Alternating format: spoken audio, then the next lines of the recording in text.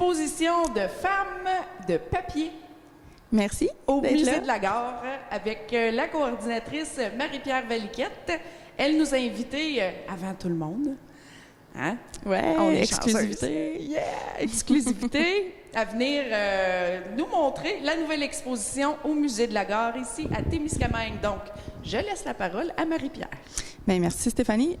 Donc oui, enfin, on peut retourner dans les musées. Moi, je suis vraiment excitée. Je ne sais pas pour vous autres, mais... Absolument, ça a en vraiment plus, changé ici. avec Là. la nouvelle expo, oui, c'est ça. On a été obligé de déplacer l'exposition permanente qui était ici depuis 2009 pour pouvoir faire entrer celle-ci temporairement. Donc, on a l'exposition ici, Femmes de papier, jusqu'en septembre.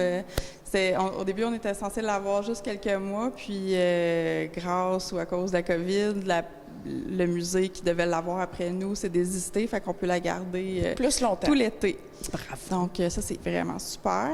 Fait que c'est ça, c'est une exposition qui nous vient d'un centre qui s'appelle Boréalis à Trois-Rivières. Trois-Rivières, c'est une ville qui ressemble beaucoup à Témiscamingue, qui a été conçue pour l'industrie des pâtes et papiers aussi.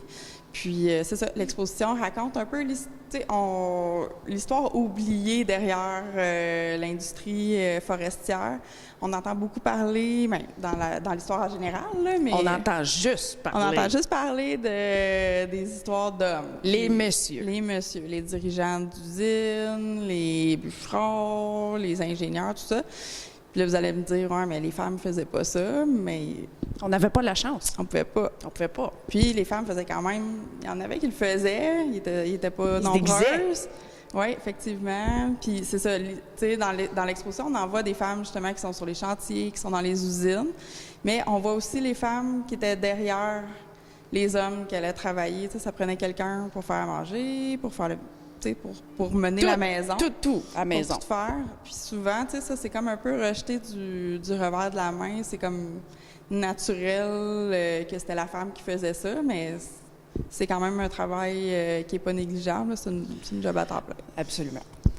Donc, c'est ça que raconte l'exposition ici. On voit comment il y a eu une évolution aussi... dans le fond, pour les femmes qui travaillent dans les usines, si je fais un lien avec l'industrie ici, dans le temps c'était Tembec, là, mais tu sais, les femmes pouvaient travailler l'été, mais quand ça venait le temps d'engager permanent, ils les engageaient pas, les femmes, puis il y avait pas vraiment... Tu mentionnais tantôt qu'ils se faisaient engager en tant qu'étudiante. Oui, c'est ça, comme étudiante l'été. Puis là, on a su après que c'était parce qu'il n'y avait pas de toilettes pour les femmes à l'intérieur de l'usine. Il n'y avait pas de salle de bain pour les femmes Non. à l'intérieur de l'usine. Non. Donc, OK. Puis ça a l'air que c'était difficile à faire. Je sais pas. Tu sais, l'été, il devait y avoir des porta potties dehors, je sais pas trop. N'avais-tu? Écoute, Un mais bucket. là, à un moment donné, il y en a qui se sont posé des questions, j'imagine. Il y a une femme qu'on a interviewée pour la revue du centenaire dont je vais vous parler tantôt, qui est Darlene Daigneault, qui s'est fait parler de ça. Ah, tu sais, tu devrais rester, tout ça. Puis elle s'est dit, bien, voyons, je suis capable de faire la job autant que quelqu'un... Pas juste l'été, mais l'automne, c'est ça, l'hiver, tu sais, l'été. pourquoi je suis capable de faire la job l'été, mais l'hiver, c'est Pas pas les trois pareil, autres saisons. tu sais. Fait qu'elle a demandé d'être engagée, puis c'est ça. Au début, elle avait l'impression qu'elle se faisait donner des jobs plus difficiles, tu sais, pour voir si elle était capable de tenir son bout. Puis ça l'a juste motivée à mieux faire sa job, tu sais. Puis ça, c'est prouvé. Il y a des statistiques qui le montrent. La productivité monte en flèche quand il y a des femmes dans les équipes de travail parce que les femmes sont obligées de se prouver. Sinon, tu sais, Sinon, ils peuvent passer à une autre femme. Hey, c'est pas difficile, là. Il y en a beaucoup. Il n'y a pas beaucoup de place pour le nombre de femmes qui voudraient faire les jobs, c'est sûr. Puis c'est ça, tu sais, comme une femme dans les métiers considérés masculins, elle peut pas être juste égale aux hommes. Il faut qu'elle soit encore meilleure, parce que sinon, c'est sûr qu'elle sera... Elle se fait laisser aller. C'est ça, ou elle se fait critiquer, ou peu importe. Donc, les femmes ont tendance à en faire plus pour se prouver. Fait que là, les hommes qui sont dans la même équipe sont compétitifs, puis ils veulent faire mieux. Donc, là, tout le monde part plus compétent, si on veut. Là. Fait que, puis une autre chose qu'on a appris ou qu'on a découvert dans la recherche qu'on fait par rapport à ça, c'est que dès qu'il y a 2 femmes aussi sur une équipe, tout d'un coup, sont pris plus au sérieux. Ça, c'est prouvé statistiquement. Si tu es tout seul dans une équipe de femmes, si tu es tout seul de femmes dans une équipe d'hommes, ton opinion sera moins prise en compte. Dès qu'il y en a une autre, oups, d'un coup, la dynamique commence à changer. Puis ça, c'est prouvé par les statistiques. Puis on a parlé, encore pour l'article dont je vais te parler tantôt, dans la revue, on a parlé à Mélanie Gagnon, qui vient de Témiscamingue, qui est rendue... L'électricienne. Oui, mais là, elle est rendue chef d'équipe, si je ne me trompe pas. Là, okay. son titre exact m'échappe présentement, là, mais puis elle disait exactement la même chose. Elle disait que quand elle était toute seule sur les équipes, il fallait tout le temps qu'elle prouve son point puis qu'elle se batte. Puis dès qu'il y a une autre femme qui rentrait, là, c'était plus facile. Ah ben, là, ça... Ouais. C'est ça. Toutes les femmes avec qui on a parlé. C'est drôle qu'en 2021, c'est encore comme ça. Ouais, ben là, peut-être c'était il y a quelques années, mais je suis sûre que c'est encore comme ça. Là. Voilà une petite partie du musée. Hein, Marie-Pierre? Soutien de femmes. Je vais vous lire qu'est-ce qui est écrit ici. Donc, on se disait ça tantôt. Derrière chaque homme travaillant sur un chantier ou à l'usine se cache une femme qui le soutient. J'ai vu ma mère et ma grand-mère s'acquitter de ses responsabilités. Préparer les repas, laver les vêtements, prendre soin de nombreux enfants, hein? Parce que dans le temps, on n'avait pas juste 2, 3. Tout ce travail est essentiel à la vie familiale et facilite le bon déroulement du travail à l'usine. Si la contribution des femmes s'est souvent faite dans l'ombre, depuis les années 1970, elle prend de plus en plus de place, la place qui lui revient. C'est ça qu'on disait tantôt, tu sais, souvent, même dans nos familles, quand on se raconte des histoires, on a tendance à parler. Les grands-pères. Mon grand-père est entrepreneur. Oui, c'est vrai, ça. Tout le travail qui était fait en arrière par les femmes, c'est comme si ça allait de soi que c'était ça. Là, on n'en parlait juste pas. On en parle rarement. On en parle rarement, c'est vrai, c'est important de le souligner. Puis, ce qu'on se disait tantôt aussi, tu sais, quand les femmes, justement, dans les années 70, ont commencé à entrer sur le marché du travail aussi, mais c'était encore elles qui faisaient tout le travail à la maison. Là. Fait que là, ils se retrouvaient avec comme deux jobs, des fois à temps plein. Une charge mentale. Charge mentale épouvantable. Des burn-out. On voit que ça évolue, tu sais, ça commence à changer, mais encore aujourd'hui avec mes amis, souvent, c'est un constat qui revient que c'est quelque chose qu'il faut souvent ramener. La femme, elle a son rôle, puis l'homme a son rôle. Bien, on le dit plus comme ça, mais on dirait que... Il y en a qui le disent encore. Oui, c'est sûr qu'il y en a qui le disent encore. Mettons, les gens de notre âge le disent moins, mais ça se fait quand même. Je l'ai déjà entendu. Mais espérons que nos filles, quand ils vont être grandes, que ça va être de plus en plus réglé, là. Oui, ça sera plus là.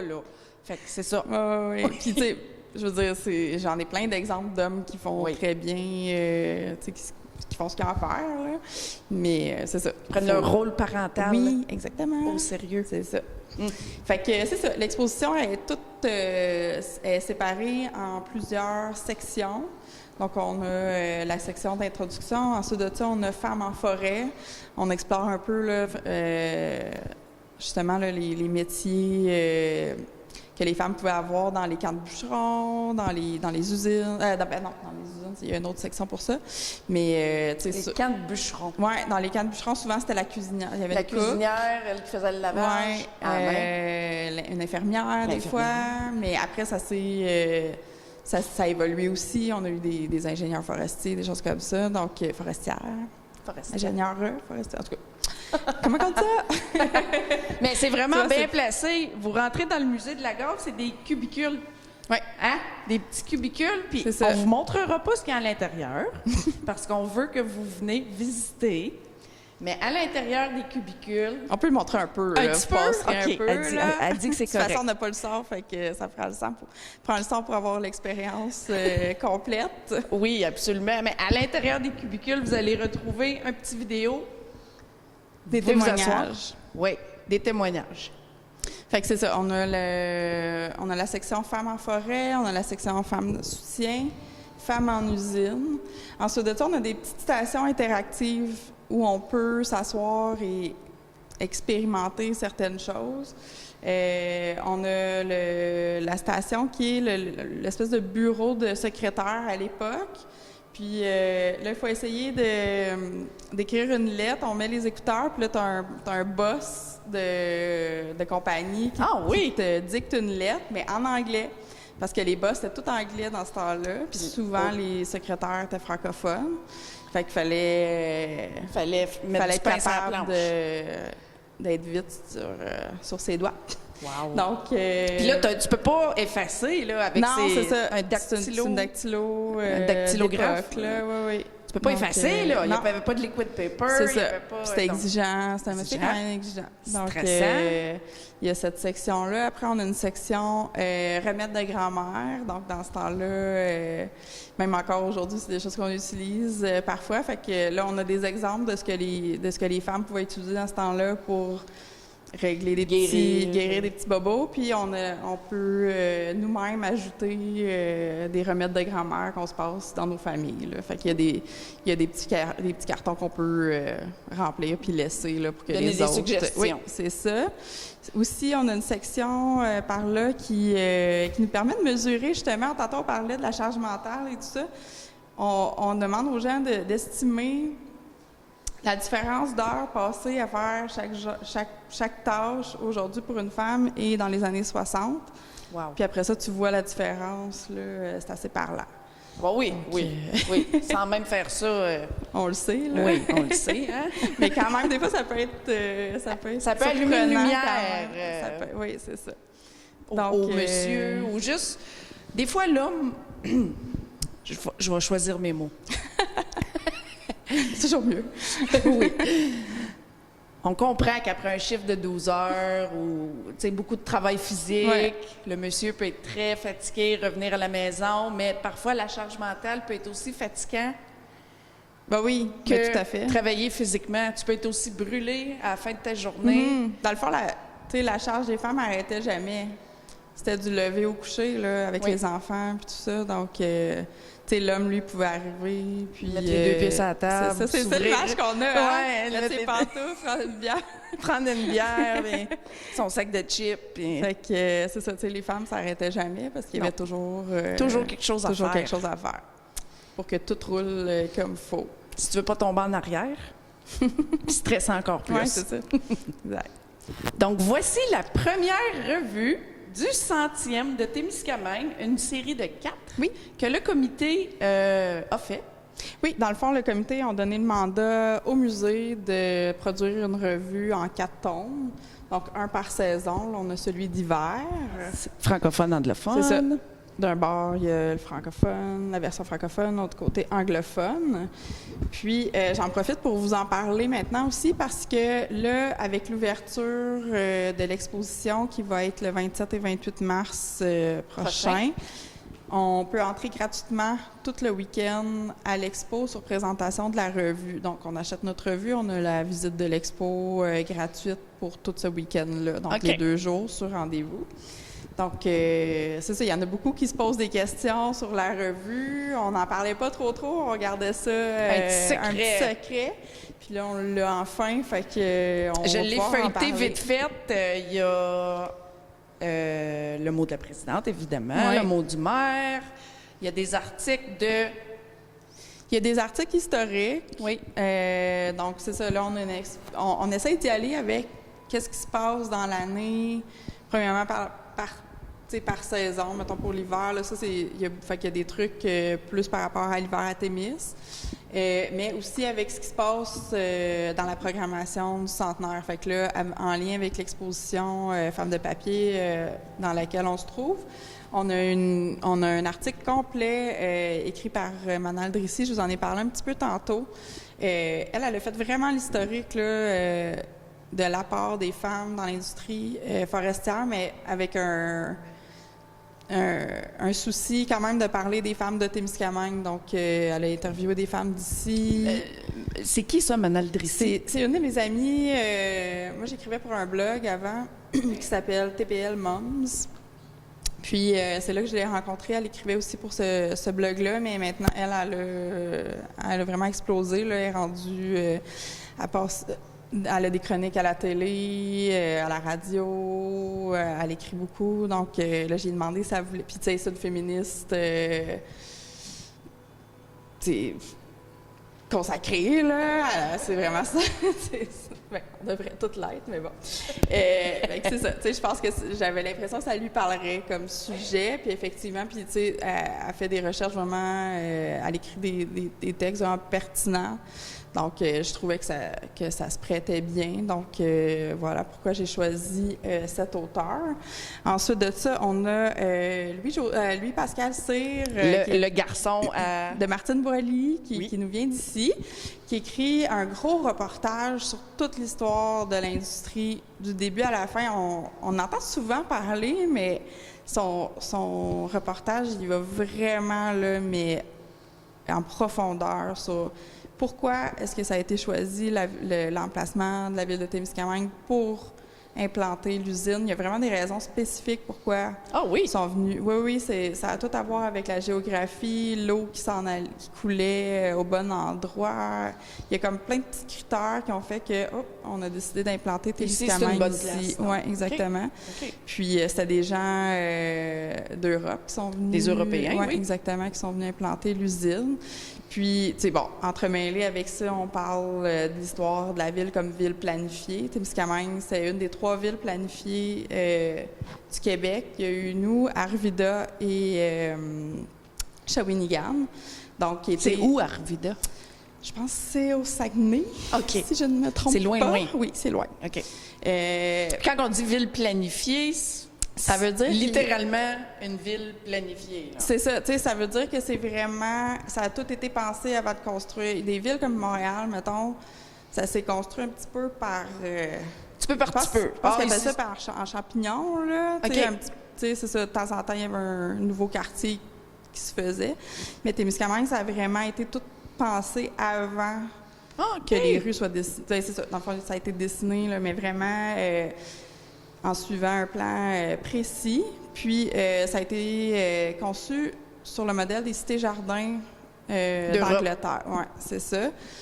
Par un urbaniste super connu qui s'appelle Thomas Adams, qui est venu ici presque juste avant de faire Témiscamingue. Témiscamingue, c'est son projet qui était le plus durable, si on veut. Là. OK. Mais c'est ça, on parle de ça là-dedans. Puis, c'est ça, lui, ses difficultés, ça a été... Lui, il avait comme son idée de ces jardins, tout ça, mais quand il est arrivé, lui, il aurait conçu la ville à l'emplacement de l'usine où elle est présentement, parce que c'est plat. C'est plat, c'est ça. Mais les dirigeants de l'usine ont décidé, non, c'est l'usine qui va aller là. Donc, lui, ça il a quand même compliqué la vie un petit peu. Là. Il a fallu qu'il joue avec les pentes puis tout ça, parce que les rues, il fallait pas que ça aille une pente trop aiguë. En tout cas, il y a eu quand même certaines difficultés par rapport à ça, mais ça a fait en sorte qu'on a la ville qu'on a aujourd'hui. Donc, elle est très belle, notre ville. Oui, c'est ça. Fait qu'on a un article là-dessus, puis c'est ça. Louis-Pascal, son reportage, ça va être sur les 4 revues. Fait que dans la première, ici, c'est vraiment les débuts, même avant. Mais je pense que son titre, c'est de la hache à l'usine, si je ne me trompe pas. C'est ça? Chapitre 1, de la hache à l'usine. Oui. Fait que juste le titre, ça dit... C'est ça. C'est vraiment le avant, si on veut, que l'usine s'implante. Donc, on a eu Alex Lumsden, qui était le premier entrepreneur à venir s'installer ici. Il avait sa scierie, puis il a fait comme un petit village, mais son village, il était vraiment à l'image des villes de compagnie. C'est lui qui avait construit les petits les logements pour ses employés, puis qui gérait ça, pareil comme une ville de compagnie où la compagnie appartient toutes les maisons. Oui, les personnes, ils n'achetaient pas les maisons, ils louaient de la compagnie. Oui, puis il fallait avoir la permission de la compagnie pour venir s'installer ici. Puis, tu sais, c'est quand même particulier là, comme histoire, puis c'est vraiment unique en région. Il n'y a pas une autre ville comme ça au Témis. Fait que c'est ça. Lui, fait que c'est le premier, la première partie de son reportage, c'est vraiment le début. Ensuite de ça, on a l'histoire là, à partir des frères Riordan, parce que l'usine, quand elle s'est implantée, ça s'appelait l'usine Riordan. C'est vrai. Puis ça a changé après, ça a été vendu à la CIP. Fait que ça, c'est la deuxième partie de son reportage qui va être dans la prochaine revue là, du printemps. Ensuite de ça, on a toute l'épopée de Tembec, la fermeture de la CIP, les gens étaient dépressifs, tout ça. Oui. Puis là, le rêve avec Tembec qui vient s'implanter. Puis là, c'était les gens qui étaient comme propriétaires de leur ils s'achetaient destinée, des ports. Oui, c'est ça. Puis dans la dernière revue, ça va être vraiment là, la suite avec Rayonier aujourd'hui. Donc ça, c'est le reportage de Louis Pascal. Ensuite de ça, qu'est-ce qu'on a? Il y a Hélène Jagère aussi qui a écrit un article. Oui, j'ai demandé à Hélène. Notre belle Française. Oui, c'est ça, notre nouvelle arrivante. Notre belle Française, oui. J'avais envie d'avoir l'impression de quelqu'un qui vient pas d'ici. C'est quoi l'hiver? Tu sais, pour eux, c'est quoi l'hiver? Est-ce que ça l'a... Traumatisé? Ou au contraire. Mais non, on l'a vu marcher tout l'hiver, la belle Hélène. Tout le temps, puis tu sais... Moi, je trouve ça tout le temps drôle parce que même en voiture, tu sais, ça la donnait tout le temps qu'on voulait aller faire des choses, mettons en Ville-Marie ou... Je sais pas, on allait super à North Bay, puis il y avait des tempêtes de neige, puis tu sais, moi, j'étais tout le temps comme... Ah, je sais pas, là, tu sais, ça va être glissant, tout ça, puis elle, genre, c'est... Mais non! Non, on y va, on s'empêche pas de vivre pour ça, ça. Elle a raison. Oui, elle a raison. Fait que, c'est ça, je voulais avoir un peu le coup d'œil d'une personne qui vient pas du Québec sur l'hiver québécois. Ensuite de ça, moi, j'ai écrit un texte historique sur... l'inauguration de la gare ici, qui était la deuxième gare à Témiscamingue. Il y en avait eu une avant, sur le bord de l'eau. Oui? Oui, dans le temps d'Alexandre Dudon, justement. Ah oui? Là, ouais. OK, fait que la gare ici, c'était pas l'original, la première de tout. C'est l'original. Le bâtiment, il est original de 1927. OK. Mais c'était pas la première. OK. C'était la deuxième. Elle était où, la première? Elle était un petit peu... Je sais pas si c'est où il est où le petit camping municipal, là. Anciennement, oui.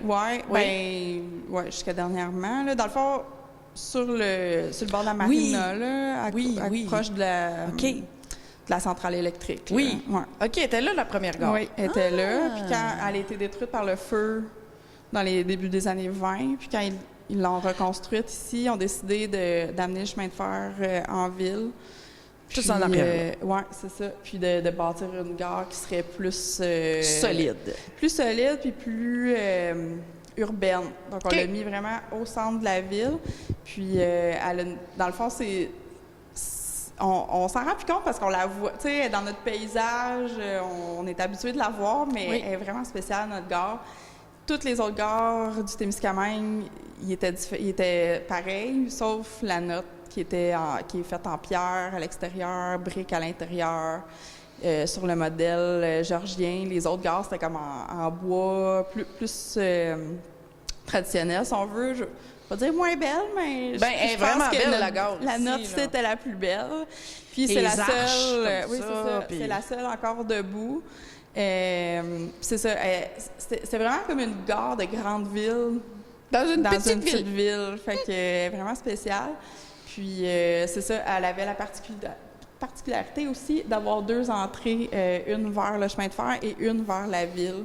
Puis, elle servait aussi beaucoup de places de rassemblement, tu sais, quand il y avait des... Ben oui, c'est sûr. Tout arrivait par le train dans ce temps-là, donc puis ça a été long avant qu'il y ait des routes pour pouvoir sortir ou entrer à Témiscamingue. Fait que elle a joué quand même un rôle majeur dans la création de la ville. les gens qui attendaient leur famille, hein, qui travaillaient ici, tout ça. Leur famille, des paquets, des denrées, oui. toutes sortes de choses, là, tout arrivait par ici. Donc, voilà. Si les murs pouvaient parler. Oui, et moi, c'est ça, mon souhait, si jamais il y a quelqu'un qui m'écoute, que ça, je n'ai jamais vu de photos de l'intérieur de 1920 dans ces années, même jamais, là. Donc, s'il y a quelqu'un qui a ça...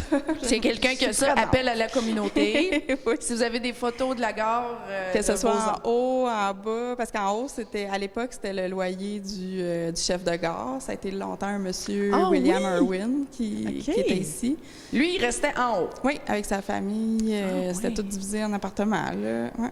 Ah oui, c'est intéressant. Oui, puis c'est ça. Tu sais, j'ai jamais vu de photo. J'ai un plan, là, un plan d'architecture, mais pas de photo de ce que ça pouvait avoir l'air. Me demande bien. Aussi, ça grouillait tout le temps de monde. Oui, les femmes avec les chapeaux, les belles grosses. Tu m'amènes à te dire que présentement, on se tient dans la salle d'attente qui était réservée aux hommes. Puis, t'es déjà venu par l'autre côté où il y a le kiosque touristique? C'est pas très gros. Non. Ça, c'était la salle qui était réservée aux femmes et aux enfants. Fait que là, on ne sait pas exactement pourquoi que c'était comme ça. Il y a certaines hypothèses. Peut-être que c'était plus les hommes qui voyageaient dans ce temps-là. Pour le travail. peut-être qu'il avait le goût de se rassembler entre hommes puis de parler de choses qui étaient importantes, tu sais. Puis pas avoir les enfants des femmes, je sais pas. Mais c'est quand même notable. Hein? C'est super grand ici. Puis l'autre bord, c'est... Il y aurait eu assez de place pour accueillir tout le monde, Oui. je pense. Marie-Pierre, Oui. Où est-ce qu'on peut se procurer la fameuse revue? Donc, on peut se la procurer sur notre boutique en ligne, sur le site Internet du Centenaire. Si je ne me trompe pas, c'est 100 avec un petit E. Témiscamingue.net. Mais Est-ce que tu en vends ici? oui, j'en vends ici. On va pouvoir mettre l'adresse? L'adresse, oui, on peut la mettre au bas de l'écran, certain. l'afficher. Oui. Bon, super. Sinon, oui, c'est ça. Moi, j'en vends ici. Il va y en avoir chez FLD. OK. Il y a mon père qui va en avoir. À son office Oui. de dentiste? Oui. Dans le fond, ça va être chez chez certains de nos Chez les partenaires. Là. OK. Donc, vous allez commencer à les voir là, sortir au centre. Il va y en avoir. Puis elle est 20 taxes incluses. 20 Oui. Puis c'est ça, comme je disais tantôt, si vous en achetez une, vous pouvez vous présenter pour À l'exposition. L'exposition va être gratuite pour vous. Et si les gens n'ont pas la revue, Oui. combien est l'exposition, Marie-Pierre? C'est 5 par personne. Donc, voilà, ça vaut la peine. Là. Absolument. En fait, pour une famille Oui. de 4, Oui. c'est une revue C'est une pièce de gratuite, collection, ça. Bien, c'est une pièce de collection. Moi, c'est ça que je trouve. Si on regarde C'est aussi ça, important que le livre vert, Ben, centième. C'est pour ça qu'on est allé avec la revue, en fait. C'est qu'on voulait pas refaire le livre du 75e qui a été super bien fait. Moi, je Oui. le consulte vraiment souvent dans le cadre de mon travail. Il est complet, c'est ça, il est bien fait. Donc, on voulait pas comme refaire ça. C'est pour ça qu'on est avec la revue. Puis, tu sais, c'est ça qu'on se disait quand on a les cartes. Tu sais, on peut collectionner les cartes. Oui. Ça fait une espèce de livre aussi. Ça va aller à mes de cette enfants, ces façon. livres-là. Oui, exactement. Puis, tu sais, on voulait vraiment que ce soit un bel objet, que ce soit... Oui, puis la couverture était pince, là. Tu sais, c'est... oui. Oui. tu sais, elle est bien faite. Oui. Ça a été... J'ai très, très hâte de le lire. Ça a été imprimé ici en région là, Oui. par Design graphique OK. à Ville-Marie. Donc voilà, pour l'exposition, pour l'ouverture de l'exposition le 27-28 mars, c'est sur rendez-vous. En fin de semaine? Vous pouvez m'écrire un courriel ou me rejoindre sur le Facebook du musée. Parfait. Je ne sais pas si on peut mettre encore là, mon courriel en Oui. bas pour les gens qui voudraient s'inscrire. Puis ensuite de ça, l'exposition... Fais juste le nommer ton courriel, Oui, Marie-Pierre. c'est info@commercialmusée-de-la-gare.com. Parfait. Puis ensuite de ça, l'exposition jusqu'à temps qu'on ouvre officiellement pour la saison estivale. Donc jusqu'à juin, c'est sur réservation aussi. Donc si vous avez manqué votre chance pour le week-end d'ouverture, mais que ça vous intéresse de venir avant l'été, vous pouvez m'écrire encore, prendre rendez-vous. Moi, je suis là tous les jours de la semaine. Je suis là je suis disponible pour les visites. Et sinon, tout l'été, on va être ouvert tous les jours. Comme d'habitude, là, on reprend la cadence d'avant. Un semblant normal. Vie normale. Ouais, c'est ça. Donc, Yeah! c'est ça. Comme je disais, l'exposition va être ici jusqu'en septembre. Parfait. Bien, merci beaucoup, Marie-Pierre, Merci de à nous avoir toi. accueillis, de nous montrer ça. Là, je vais aller masser Oui. dans ton petit cubicule. Oui, tu vas aller écouter des beaux témoignages. Oui. Puis on a des petites plaquettes aussi avec tous des faits là, qui ont à voir avec l'historique des femmes sur le marché du travail dans l'industrie papetière. Merci beaucoup. Merci à toi.